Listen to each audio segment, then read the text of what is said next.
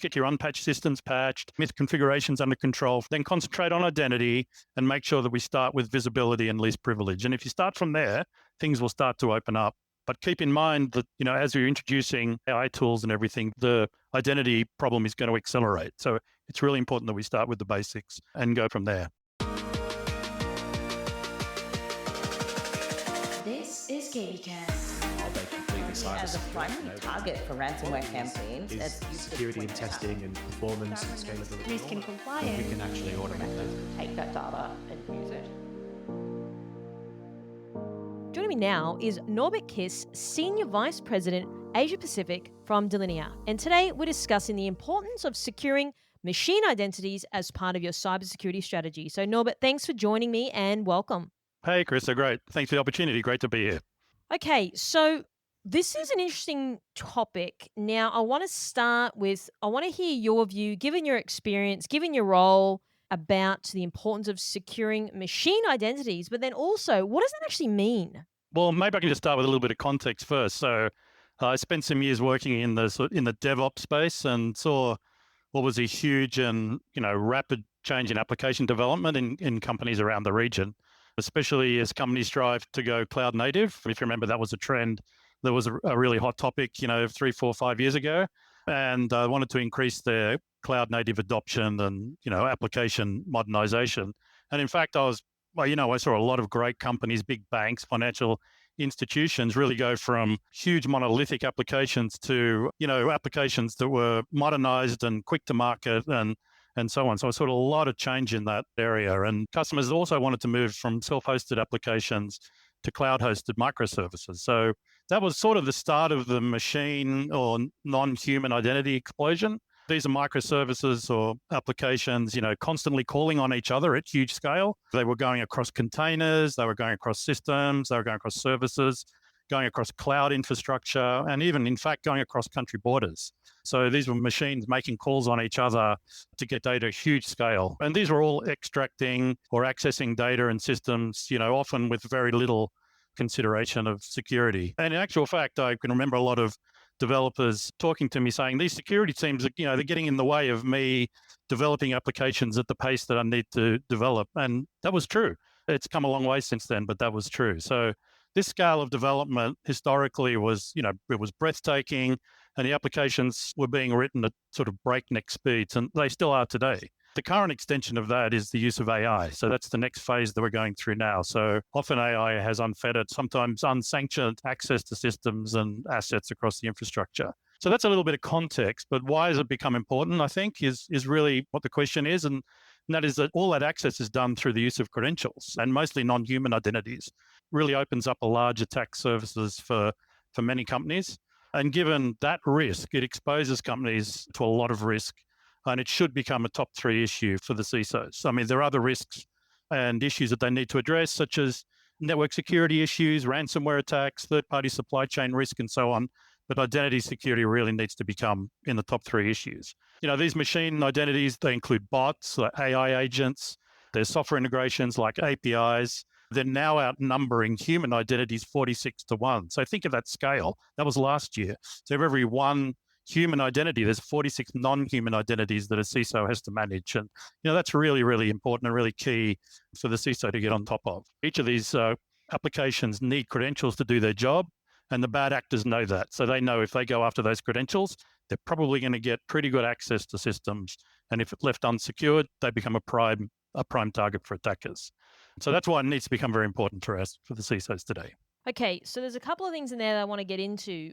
What would you say people just don't get about, securing machine identities, would you say? Firstly, they often don't know how many of them actually exist on their systems. That's something that scares me a little bit when I speak to, colleagues and, customers around the region. They have a pretty good understanding of human identities. They don't have a very good understanding of exactly what non-human identities are on their systems and actually what they're doing and what they have access to. That's really important. The bad actors know that, and that's what they're going after. It's a new attack surface for them. And one thing that CISOs need to look at is, how do we manage them in the same way as we manage human identities? And the rollout of API in corporations now, sort of non-human identity, and the quantities and the complexity of it.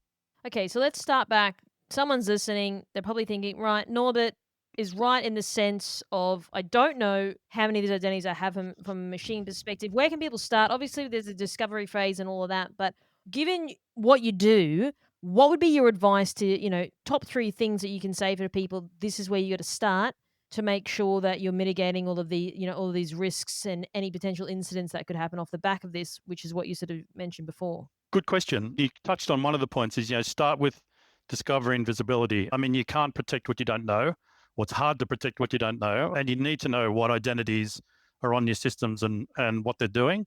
And as part of that visibility, you're looking for strange activity. For example, an identity looking for admin access to a service it's never had access before is probably a red flag and needs to be addressed. You need to find out what people are rolling out, developers, the use of AI, and what sort of non-human identities they're introducing into your environment. That's really key. Also, you need to think about them as human identities. Start with least privileged, start with lifecycle management, across all the accounts, whether they're human or machine identities. Use tools that are available, privilege access management, for example, identity governance administration, cloud infrastructure, entitle management, those sorts of buzzwords and tools that are available to CISOs to make sure they get on top of those. And also adopt intelligent authorization so that you can dynamically access what identity is doing, and actually you can withdraw access once that task is complete. So those tools are all available now to customers out there, and they should be looking at those non-human identities in the same way that they look at their human identities.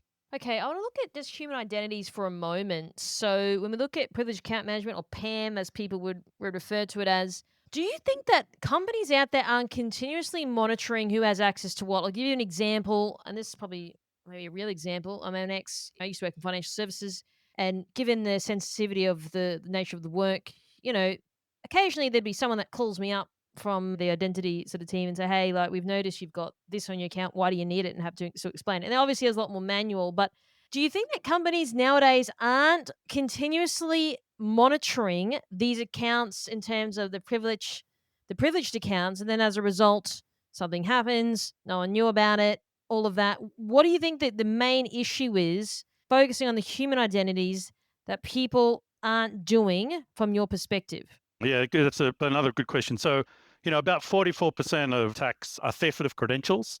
And that's got a lot to do with how they manage the life cycle of credentials in companies, such as, password rotation, removing access that was given previously. I've spoken to companies that still manage passwords, on spreadsheets and so on. And so, an increased focus on the management of the human identities. And once you've got that under control, you then roll that out to the non-human identities as well. There's no reason you should treat the two any different. I think generally customers have got a lot better at the human identities, especially around multi-factor authentication.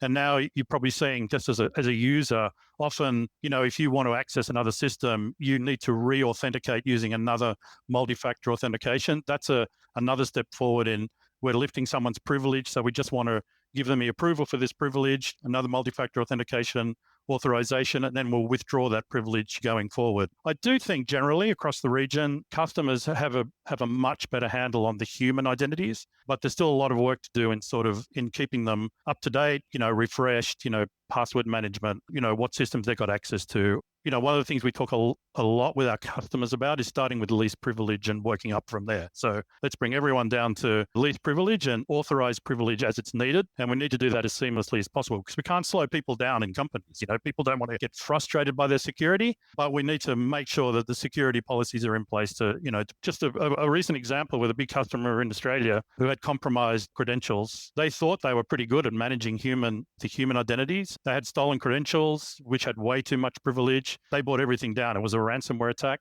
Took them over a week to get their SaaS services back up online, and took them nearly another month to get nearly 400 applications online. Interestingly, when I asked the CISO there, do you know how much this impacted your business financially? And they said yes.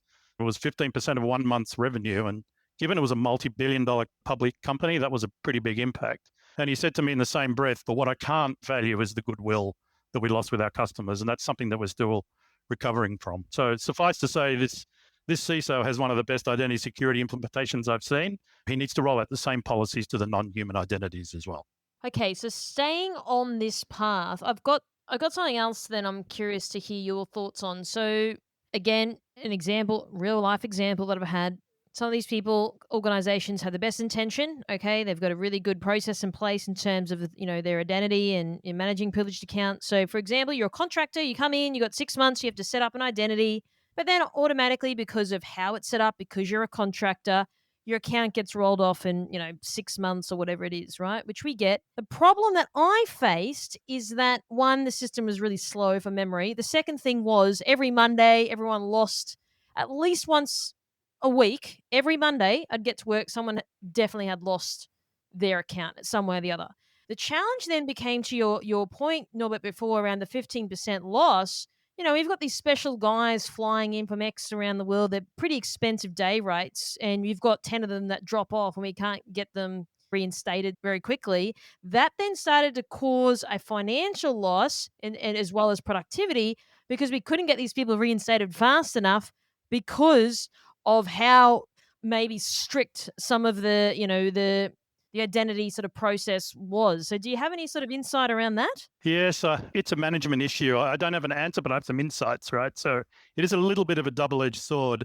And it goes back to what I said about the developer saying, well, if I get the security people involved, they're just going to slow me down. But you can't not get the security people involved. And we spend a lot of time in our own product development, understanding how do we manage identity so that the company doesn't lose productivity or, people don't lose access for those reasons. And that is getting better in the tools that are available to customers now.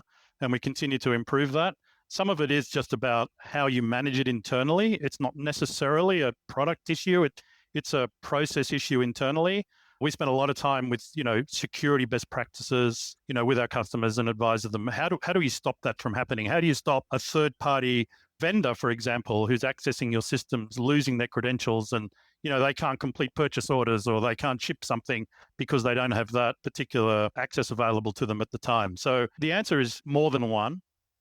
The internal processes, it's the tools that you implement in order to make sure that the process is productive and we're not dropping off identities that should have access. And it goes back to visibility, watching, what's happening to these credentials, which ones should be available, which ones shouldn't be available, and so on. So I hope that answers your question because your question was quite a complex one because I think it goes just beyond the product and the tools that are available. It also goes into the processes that, the company implements, around identity management. I know it was complicated. And I think that to your point, the company process and it is convoluted. And I get the intentions there, but sometimes we're trying to do the right thing by covering a base here, but then it's like, well, now we've got other issues elsewhere that, 10 people have dropped off and they're $5,000 a day. Like that's costing a little bit of money by that point.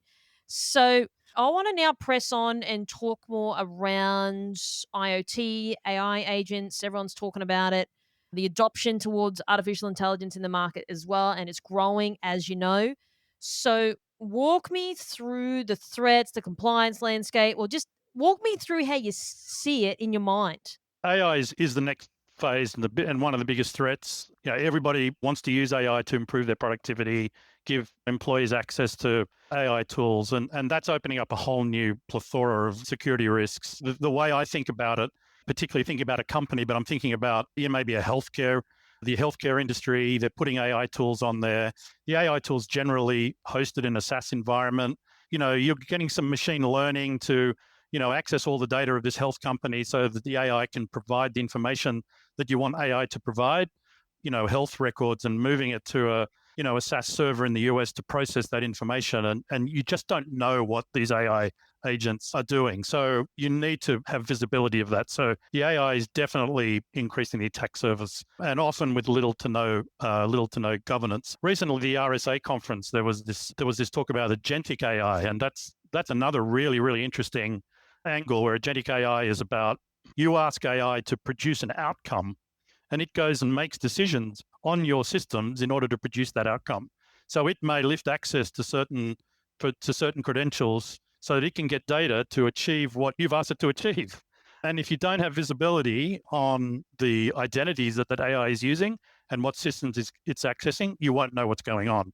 Flip side to that, we have the bad actors are using AI the same. I mean, they're using AI tools in order to sniff around and find out, how they can get access to your system. So it's growing and it's AI versus AI in some instances. But the real key point here is that you've got to treat it as identity, and you've got to know what identity is accessing what and keep control of that.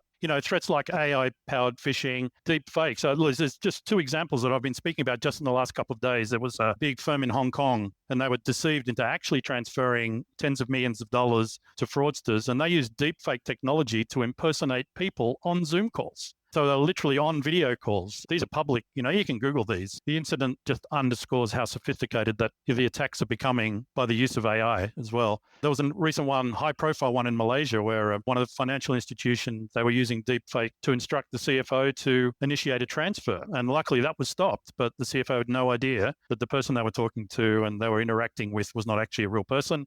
It was through AI and commenced through stolen credentials, right? So it's a very complex issue. And, we talk to CISOs all the time about how to address those threats. And it does eventually boil down to make sure you understand the identities that are accessing the systems and how to control that. I just want to flip now to the regulatory frameworks around that, because I think that's super interesting. And I do think governments are making progress there. For example, there's the Australian Security Critical Infrastructure, and also the Singapore One Data Protection Act, and they're raising the bar on access controls, and they recognize this as a challenge. And they're saying that identity governance is really key, and they're increasing their recommendation on focusing on both human and non-human identities. And they recognize how quickly those non-human identities are going to accelerate. There's a framework that a lot of customers use, the Essential 8 guidelines, which is a very strong framework a lot of people follow. And within that, there's two elements that focus on the identities, both human and machine. The first one talks about multi-factor authentication, but not just once. As you reauthorize an identity to give different access, increased access to systems, reauthorize that through multi-factor authentication. And the second one is monitoring or restricting administration privileges. So giving just-in-time access for administration privileges and then withdrawing it when it's not needed. So that was a slightly long answer, but the AI phase of, where we are in technology right now is a big problem for CISOs, and they need to look through these human identities, non-human identities, and the framework that's available to them. Handling sensitive health data? You already know security and compliance aren't optional. Whether it's ISO 27001, SOC 2, or GDPR, Vanta helps you build trust while staying focused on patient outcomes. Their platform automates up to 90% of the work so you can hit your compliance goals faster and scale safely. Visit vanta.com/KBcast. That's vanta.com/KBcast to learn more. So going back to the deepfakes scenario that you gave, and I was across that incident as well, the Hong Kong one. So one thing I've spoken to a lot of security folks out there is they're saying, oh yeah, but KB, it's actually a business process. So for example, if we use that, perhaps they have to get multiple people to sign off before the CF, with it, just not just willingly transfer money, right? Like I've heard that a lot from security people then. So how do we get to the point where it's like, okay, yes, deepfake's an issue. Someone is obviously going to be victim of that, which is unfortunate. But then, yes, tooling and all this type of stuff is one thing. But then also there needs to be a backbone around the business process side of things as well. So how would you find a happy medium or equilibrium on that front? Yeah, that's a good question. I think they need to work in partnership with each other, to be honest with you. I mean, what we do is make sure that what all these identities and regardless of the source are doing on your system. Part of the rollout of these tools is when we go and implement tools in customers, we don't just do the technical software loading and so on. We bring partners in that know the best practices around processes and around teaching staff how to protect their identity and so on. And what are the other questions that people in the business should be asking in order to see, is this real? Isn't it real? So they're more on the business side. So I'd encourage the CISOs to be working with their operations people and their finance people in unison, saying, look, I'm going to get my security sorted out and I'm going to get those best practices sorted out in terms of the identities and make sure everyone's got the right access. But we need to do that in partnership with other processes, like don't just assume things, have multiple approval processes, when large transactions are being requested and so on. I don't have the perfect answer for that because it does go horizontally across the organization. So, we don't work with customers just on putting software on their system and working away. We do work with our partners broadly in order to make sure that all the processes are in play at the same time. Would you say this is the biggest gap though in terms of, yes, okay, the tooling and all that type of stuff, but then it's just the process, to your point, horizontally across the organization, making sure everyone understands you got to have multiple approvals if there's a large sum of money that has to be transferred or whatever it is. Would you say that's the biggest gap at the moment, perhaps, that there's just not a lot of correlation between all these different areas of the business? I don't know if it's the biggest gap. I think it's one of the gaps. I think the other one is just getting control of who's got access to what. That would be the first step, in my view, is, we speak to our customers and say, who's got access to these systems? What identities are authorizing these payments? Are they real identities? Do you know that? And that goes back to what we spoke about a little bit before about get visibility, find out what's happening on your network. Look, use AI to figure out that there's an unusual pattern going on here. I don't know why this identity is suddenly involved in this transfer. They're the sorts of tools that are starting to roll out. The challenge gets a little bit worse. I'm not trying to be Mr. Negative here, but this is going to, we've seen these identities scale. It's going to accelerate even faster than it has. So we need to get on top of that now. And at the same time, we need to alert the rest of the business that your processes need to catch up with this, because we're going to have a lot more identities doing a lot more on our system. So yes, it's a gap. I don't know if it's the biggest one, but it'll be certainly my top 2 or 3 for sure. Okay, so then how do we start to close the gap? I know we've sort of discussed that a little bit, but what can people start to do today more of? I mean, because some of these things do seem rudimentary, right? So it's not like people have had identities for years. So it's not like this is a new sort of problem, but we want to be able to increase the velocity, to your point, by leveraging AI to be like, now there's 2 identities that are, approving these things when there should only be 1, for example. So there is the technology capability that can start to combat a lot of these problems. But I'm really curious to see how do people start to correct the course, get on the right track, sort these things out at the identity sort of level in order to make things a little bit easier throughout their security operations day to day, right? As you mentioned at the start, it's a lot of things start and stop. The buck starts and stops with identity. Yeah, that's true. It does. And access to systems, right? And just something in your question there, which was really interesting. Yes, we've been managing identities for years, and it goes back since I've been in the industry, which has been quite a long time. But we haven't seen it at this scale, and the scale that I've seen the last four years has just been immense, and it's going to accelerate. With the technologies that we've got available to us now, and what we're asking tools like AI to do, this whole identity is just going to explode even more than it has. So we've got to get on top of this now, right? But it goes back to the fundamental issue: understand what's going on your network. And I mentioned it before: discovery, visibility is really key. Start with the least privilege, assume nothing. Assume that person shouldn't have access to systems, and find ways to give access without slowing people's productivity down. Okay, yes, we can give you access for an hour now, then we're going to withdraw it, because if your credentials are stolen, we don't want to give anyone, unfettered access to our systems, right? Use the tools that I mentioned before too. I mean, they're key. There are good tools that can monitor everything that's going on with identities and highlight idiosyncrasies, like suddenly I know it's Norbert, but why is he accessing this server at 2 a.m.? He's never done that before. So let's flag that. Use just-in-time approvals. We do a lot of that with our customers. Like, Norbert needs access to this particular system, for 30 minutes today. It can either be approved automatically or go to someone for approval. So it's those sorts of processes that I think will help.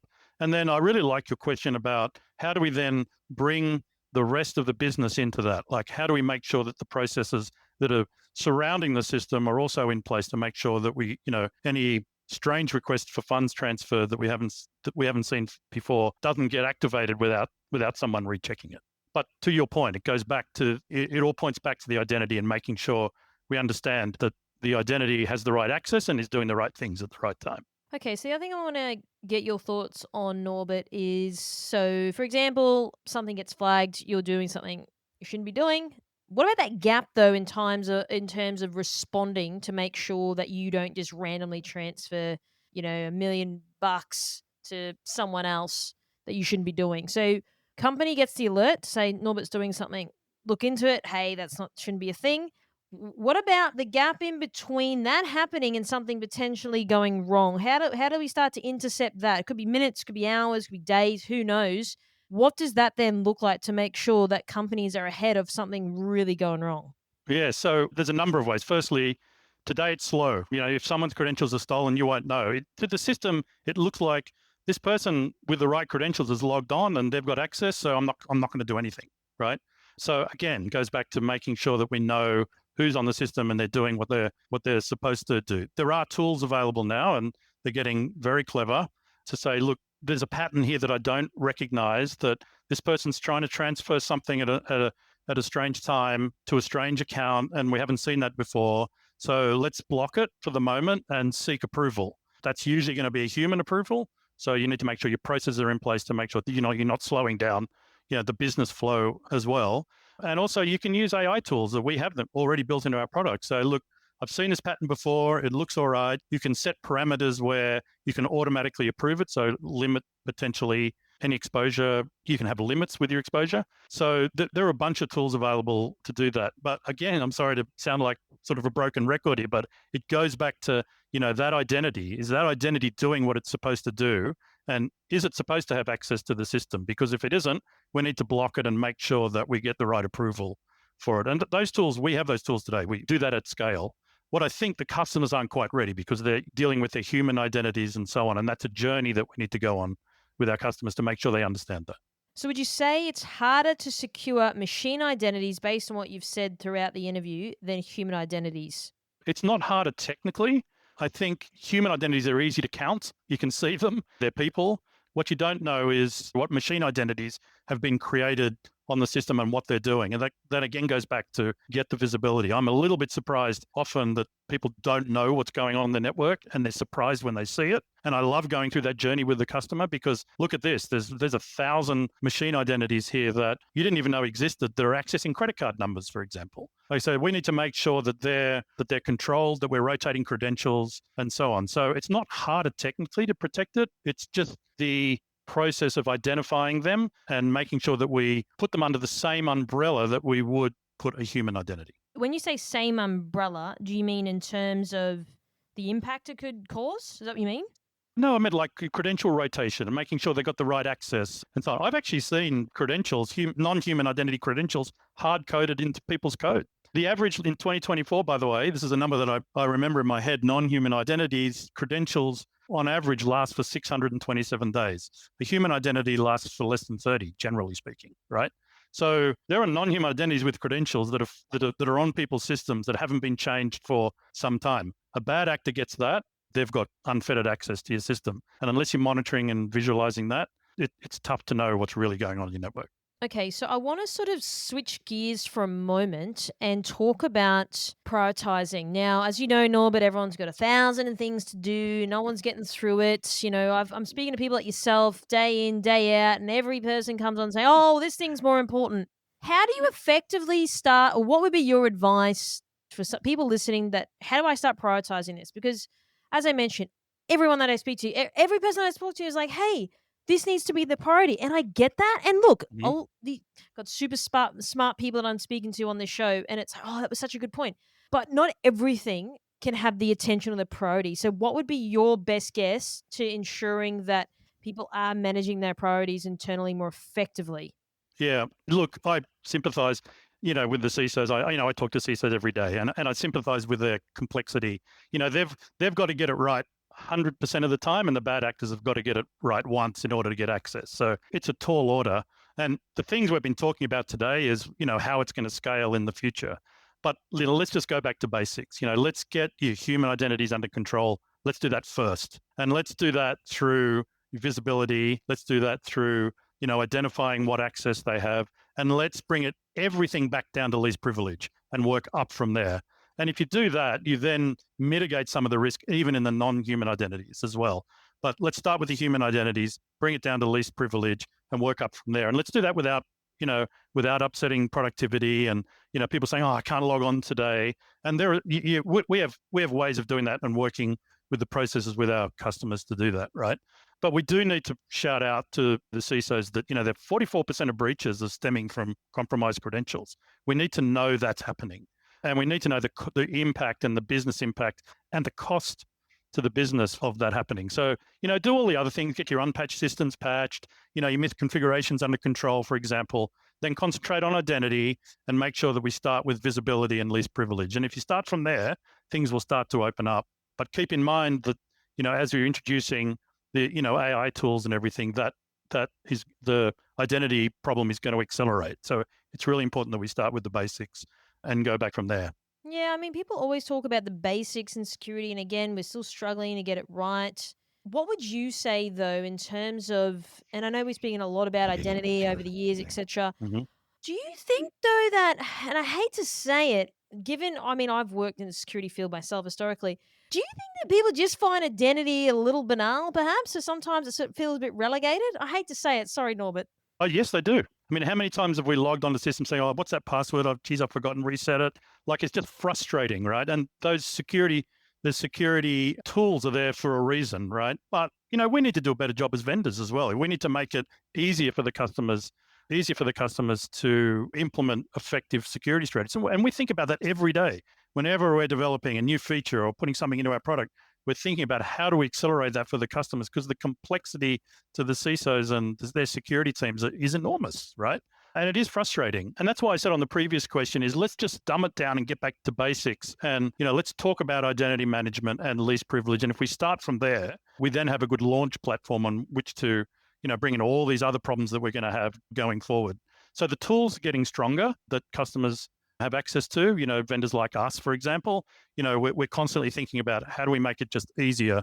And we start with visibility. So let's just see what's happening. Let's just know what's going on, and then we can make decisions from there, right? It's very seldom, Carissa, that we talk to a customer and we solve all their problems in one conversation. We start there. The tools that you have available to us on our platform will take you on this longer journey. But let's just get to the basics. Let's make sure that we've secured you as best we can, and then build from there. What about moving forward though, like the future of identity? What does that look like? And again, to your point, like, I mean, look, how many people have gone down to the hell, oh, I forgot my password, or I don't know what's happening, or so and so locked me out because I've had this privileged account management access to do something. Now I can't do my job, and now I'm complaining to my manager. There seems to be a lot of internal politics, a lot of people doing a lot of paper pushing and not actually doing the work, right? So, what then do you think in terms of, yes, security is always going to be there around, that's going to be always first in terms of identity, but then also just in terms of productivity as well, like what do you think now, and how do we get to a point like you mentioned, the onus should be on vendors to make it easier for people. What does that then look like, and how do you sort of see things moving forward now? I can't see anything in the near future where the identity problem goes away. People are going to want access to systems forever, right? And it's the way that we give them tools to get those access that needs to improve.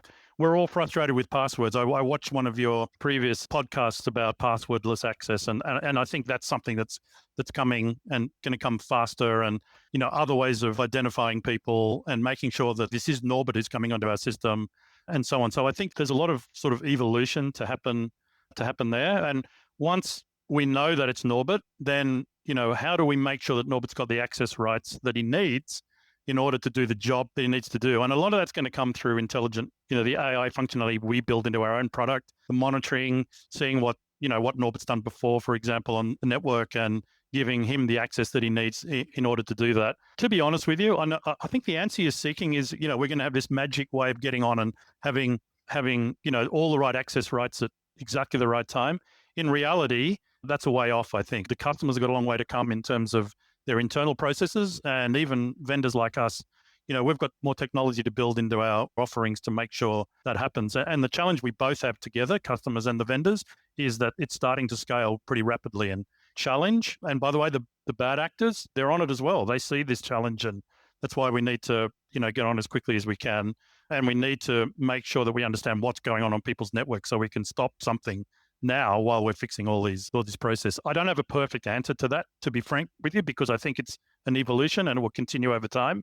But we're certainly better than we were last year, and we were better than last year. We were better than the year before. Certainly, it's improving quite rapidly right now. So, Norbert, do you have any sort of closing comments or final thoughts you'd like to leave our audience with today? Take identity management seriously, and speak to people about tools that are available to them, and get ready for the non-human explosion. I saw it as I started the call, I saw it in my sort of time in DevOps and modern application development, and I saw that explosion. It's coming again with AI, and we don't want to slow down AI. That's the way of improving productivity. Everyone wants access to AI, both external, the normal sort of chat GPT, but also, much more in-depth AI into your systems. And look at that, get the basics right first, and get ready for that explosion. Get the visibility, and speak to us, speak to people in the industry, look for best practices. There are a lot of good events that are run, and that a lot of CISOs attend to, and share the challenges they have, and so that's a good learning. Yeah, and look, I sympathise. It's rapidly changing, and we're on top of it, and we're trying to work with our customers as best we can for them to get on top of it as well. This is KBcast, the voice of cyber. Thanks for tuning in. For more industry-leading news and thought-provoking articles, visit kbi.media to get access today. This episode is brought to you by Mercsec, your smarter route to security talent. Mercsec's executive search has helped enterprise organizations find the right people from around the world since 2012. Their on-demand talent acquisition team helps startups and mid-sized businesses scale faster and more efficiently. Find out more at mercsec.com today.